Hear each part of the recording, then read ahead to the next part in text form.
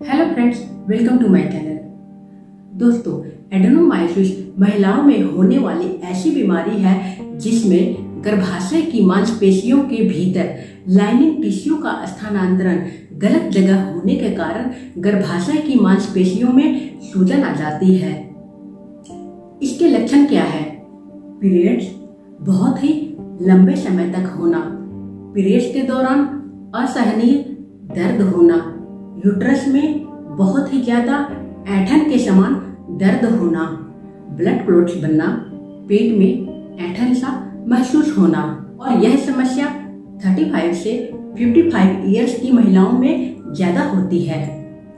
और पीसीओडी में हार्मोन्स की गड़बड़ी के कारण ओवरी में छोटी छोटी गांठें हो जाती है। पर क्या दोस्तों, आप जानते हैं कि योगा से हम इन दोनों रोगों को भी दूर कर सकते हैं? वह कैसे? रेगुलरली योगा करने से ब्लड सर्कुलेशन और ऑक्सीजन की फ्लो इम्प्रूव होती है। एडेनोमायोसिस और पीसीओडी के लिए मैं कॉमन योगा आज के वीडियो में लाई हूँ, जो आप देखें और रेगुलरली करें।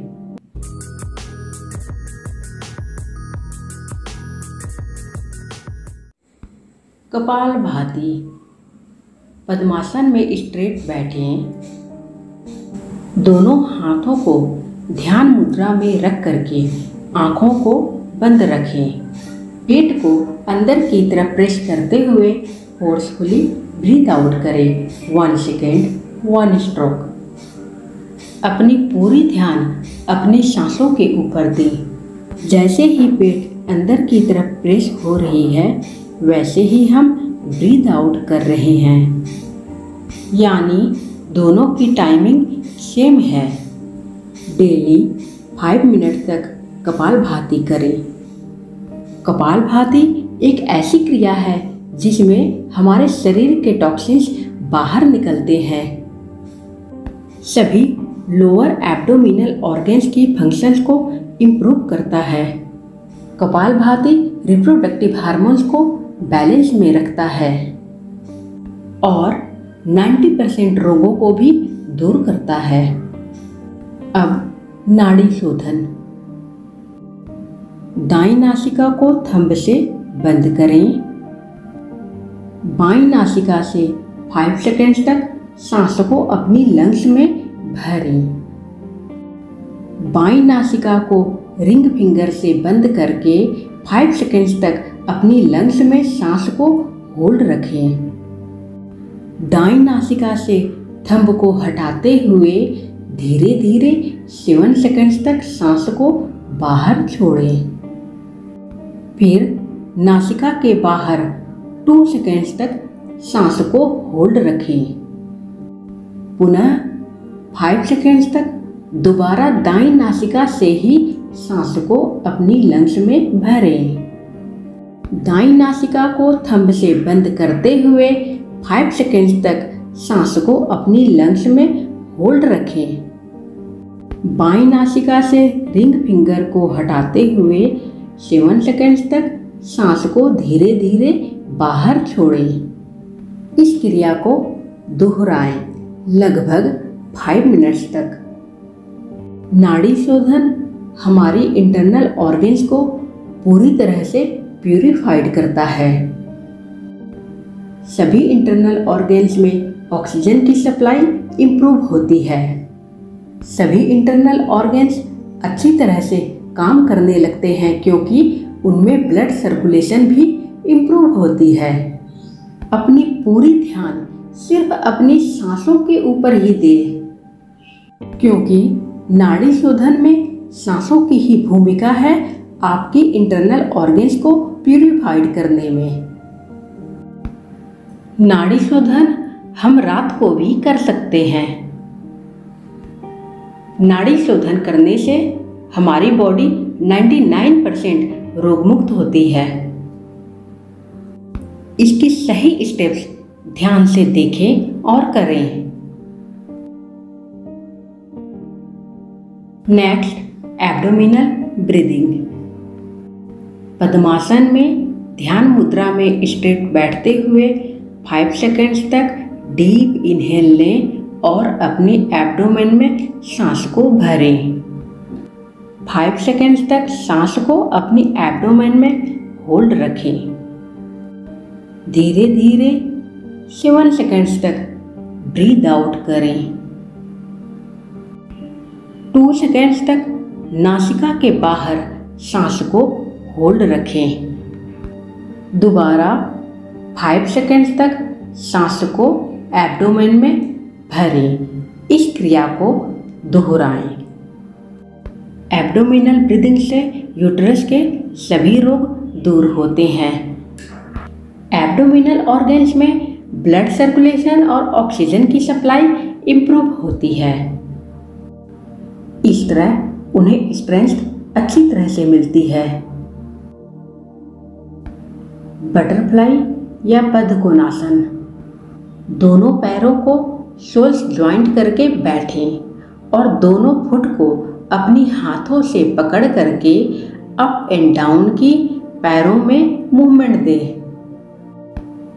एक स्माइल के साथ अपनी आंखों को बंद रखें।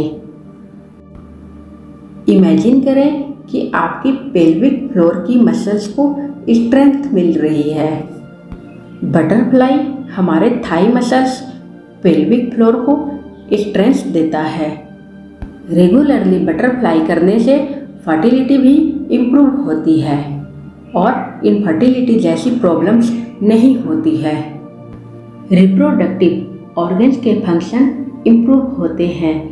इसलिए अपनी इनफर्टिलिटी को दूर करने के लिए और फर्टिलिटी को इंक्रीज करने के लिए बटरफ्लाई रेगुलरली करें। आगे बेंड होने से स्ट्रेचिंग अच्छी तरह से होती है। नेक्स्ट, सीटेड फॉरवर्ड बेंड या पश्चिमोत्तासन। दोनों पैरों को सामने पैरेलल फैला करके बैठते हुए इनहेल के साथ दोनों हाथों को ऊपर उठाएं। धीरे धीरे ब्रीद आउट करते हुए सामने बेंड करें। हेड को घुटनों पर टिकाएं। सांस को होल्ड करें। इनहेल के साथ अपनी हेड और हाथों को ऊपर उठाएं और एक्सेल के साथ हाथों को फ्लोर पर टिकाएं। पश्चिमोत्तासन एक इफेक्टिव आसन है आपके यूट्रस रोगों को दूर करने में। इसलिए जितना हो सके कम से कम 5 मिनट्स तक पश्चिमोत्तासन जरूर करें। आगे थंडरबोल्ट पोज, डायमंड पोज या वज्रासन।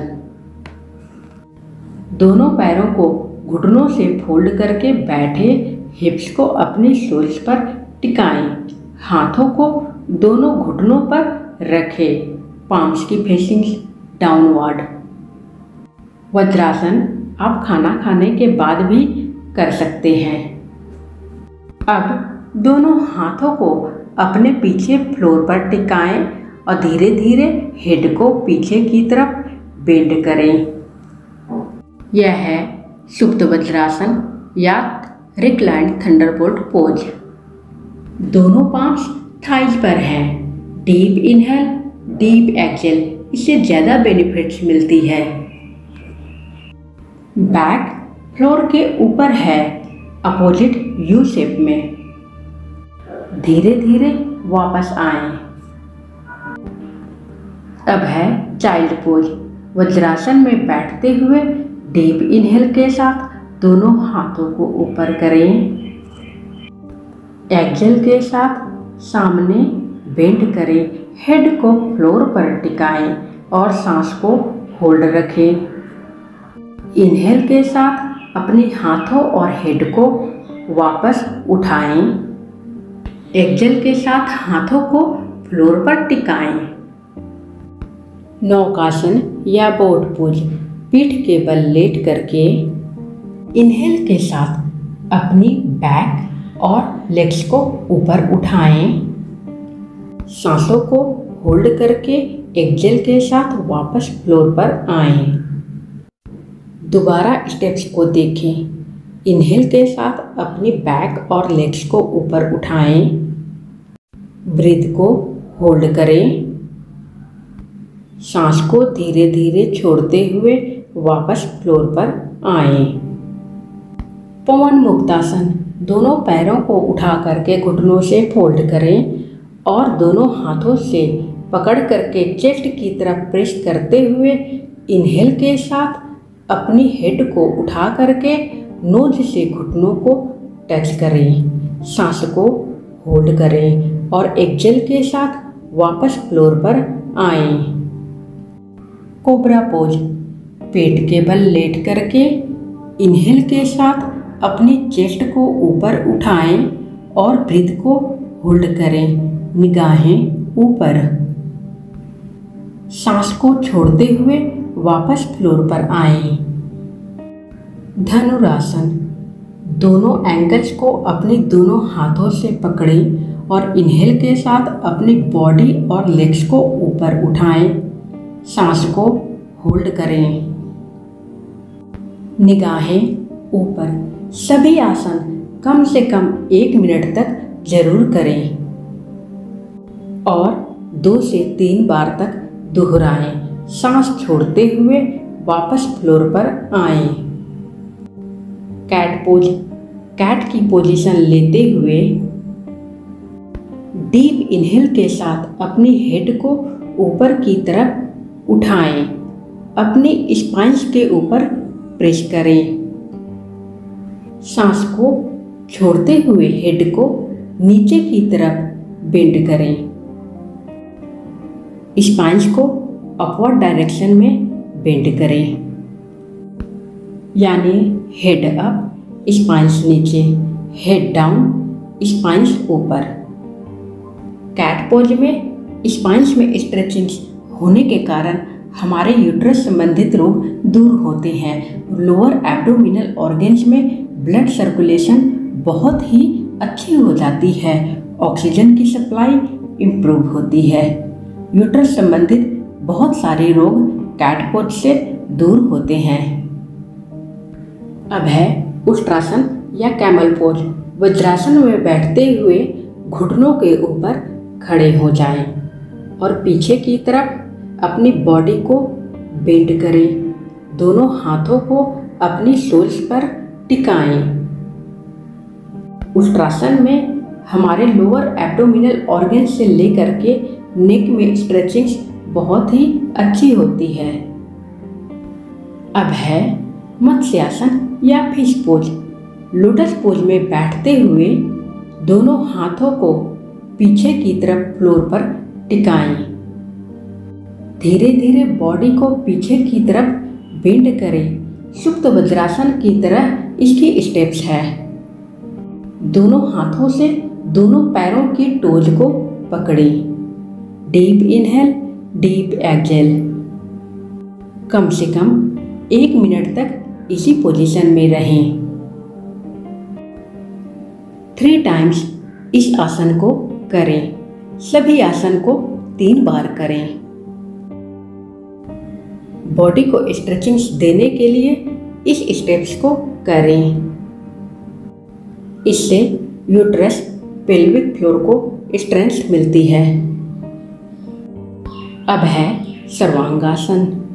पीठ के बल लेट करके अपने कमर को हाथों से सपोर्ट देते हुए दोनों पैरों को ऊपर उठाएं। निगाहें ऊपर। यह है सर्वांगासन। शीर्षासन के बदले यह आसन आप कर सकती हैं। दोनों पैरों को अपनी हेड की तरफ बेंड करें। यह है विपरीत करनी।